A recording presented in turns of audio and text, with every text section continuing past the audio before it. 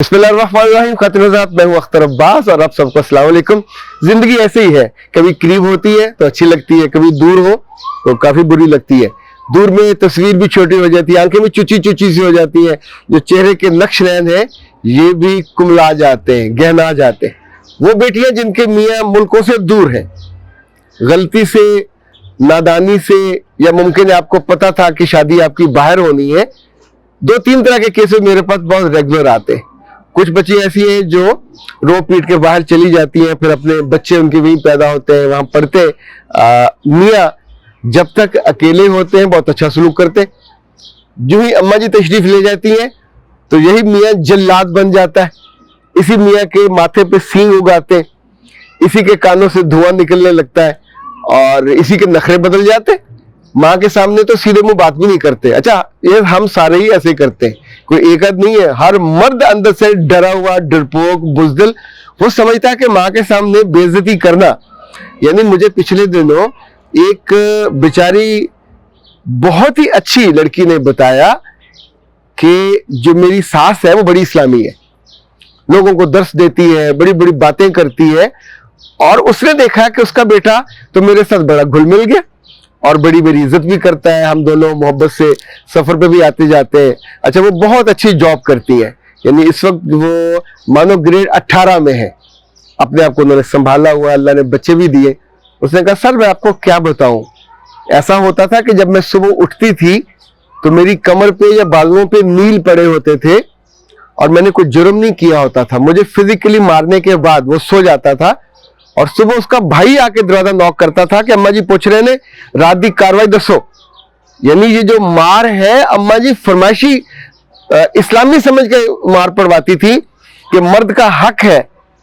ऐसी जाहिल और जाहिलाना अप्रोच या सोच से लोग खुदा से दूर हो जाते, लोग दीन से दूर हो जाते। ना दीन का हुक्म है ना अल्लाह का हुक्म है, इनका ख्याल रखने का हुक्म है, इन्हें आबगीने की तरह रखने का हुक्म है।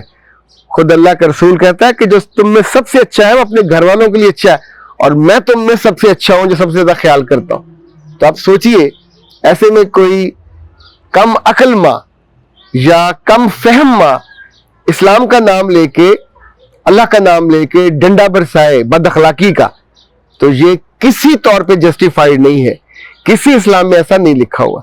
दूसरी बात जो मैं आज इस वक्त कुछ बच्चियों के सवालों का जवाब देना चाह रहा था, जगह जगह से उन्होंने पूछा है कि हमारा मियाँ गया हुआ 4 साल हो गए, किसी ने कहा 6 साल हो गए। जो आखिरी था ये पेशावर से कॉल थी, उन्होंने कहा कि मेरे मियाँ को गए हुए 2 साल हो गए, ना तो मुझसे बात करता है, ना मेरी कॉल सुनता है, और ना ही हमसे राब्ता करता है। अच्छा, अब ये वाला जो मामला है ये टिपिकल एक ऐसा है जिसपे अगर आप गौर नहीं करोगे तो इस बच्ची की जिंदगी में से आने वाला हर साल मिन्हा होता जाएगा। यानी वो अंदर से खौफजदा, अंदर से डरी हुई, नाखुश, एक ऐसी लड़की कि जिसके सामने उसकी जिंदगी, उसका जिस्म बंजर होता जाएगा और उसको खुशी की, आस की कोई उम्मीद भी नहीं है। ये भी नहीं है कि कोई आके, जैसे जमीन तैयार होती है, हल चलता है, दाने होते हैं, फिर उसमें फसल आती है तो हम उसका ख्याल करते। तो अगर कोई उस बच्ची का ख्याल करने वाला भी नहीं है, उसको ओन करने वाला भी नहीं है, तो 2 साल पहले, 4 साल पहले, 6 साल पहले जो निकाह हुआ था, इसका मतलब है उसने उसका ना एहतराम किया, ना इज्जत की, ना इकराम किया। तो ऐसे मामले में आमतौर पे जो मेरी ऑब्जर्वेशन है वो ये है कि इन लोगों की इस्लाह या मुरम्मत नहीं हो पाती। इनके दिल पे पत्थर होता है और दिल में बुग़्ज़ भी होता है, दिल कहीं और अटका हुआ होता है। अपनी माँ के, बहन के कहने पे या आई डोंट नो क्या रीजन होती है, हाँ कर देते हैं। अंदर से बुज़दिल होते हैं, नकारा और निकम्मे। अगर मर्द हो तो वह इनकार करे ना कि भाई मैं ये बोझ नहीं उठा सकता, मैं नमर्द हूं, मैं नकारा हूं और मैं इस काबिल नहीं हूं कि एक औरत का वजन उठा सकूं, उसकी जिम्मेदारी ले सकूं। तो वादा क्यों करते हो? वही इनकार करो, निकाह से बच जाओ, जहां जाना है वहां जाओ, वहां जाके जिस तरह जिंदगी जीनी है जिए। लेकिन इस बेचारी के साथ जितने खानदान के लोग हैं, आप सबकी जिंदगी को दांव पे लगाया हुआ है। ना वो सो सकते हैं, ना रो सकते हैं, ना जाग सकते हैं, ना हंस सकते हैं, ना किसी महफिल में, तकरीब में वो बच्ची अपनी कोलीग्स को नहीं बता सकती कि मियाँ मेरा कहाँ मर गया या जिंदा है। تو ایسی عالم برزخ میں جو رہنے والی کیفیت ہے، میرا خیال یہ ہے کہ جو دینی، سماجی اور عورت کے حق میں چیز جاتی ہے کہ اللہ نے اس کو عقل دی ہے، شعور دیا ہے، فہم دیا ہے. اگر آپ کو لگے 1 سال کے بعد کہ he is not capable to continue this relationship, he is not caring، اور اس کی بانڈنگ بھی زیرو ہے، لے جانے کا بھی من نہیں ہے، آنے کا بھی من نہیں ہے، اور آپ سے بات کرنے کو بھی تیار نہیں ہے، تو ایسے رشتے کا میں نے کبھی اچار پڑھتے دیکھا نہیں ہے. یعنی کیا کریں گے اس کا؟ 5 سال بعد، 10 سال بعد اپنی زندگی کے 10 خوبصورت سالوں کو ضائع کرنے کے بعد جو آپ کو یہ عقل آئے گی، تو اس سے پہلے فیصلہ لے لیجئے اور وہاں سے اباؤٹ ٹرن ہو جائیے. دائیں مڑنا دائیں مڑ جائیں، بائیں مڑنا بائیں مڑ جائیں. وہ اس کے ساتھ زندگی آگے نہیں چل سکتی، اور اس کا سب سے بڑا پھر فائدہ یہ ہوگا کہ اللہ آپ کے لیے خوشی کا نیا دروازہ کھول دے گا، نیا رشتہ بن جائے گا، اور آپ کی زندگی جو ایک مستقل دکھ میں، رونے میں، نہ دن کو چین نہ رات کو سکون، اپنی کولیگز کے ساتھ بات کرتے ہوئے بھی آپ کو شرمندگی ہوتی، کیا بتائیں میاں نے کیا تحفہ بھیجا ہے، فون پہ کیا کہا، کیا لاڈ اٹھایا. اس نامرات کو تو یہ بھی پتہ نہیں کہ زندہ ہے یا مر گئی ہے، تو اسی لیے تو وہ رابطہ نہیں کر رہا.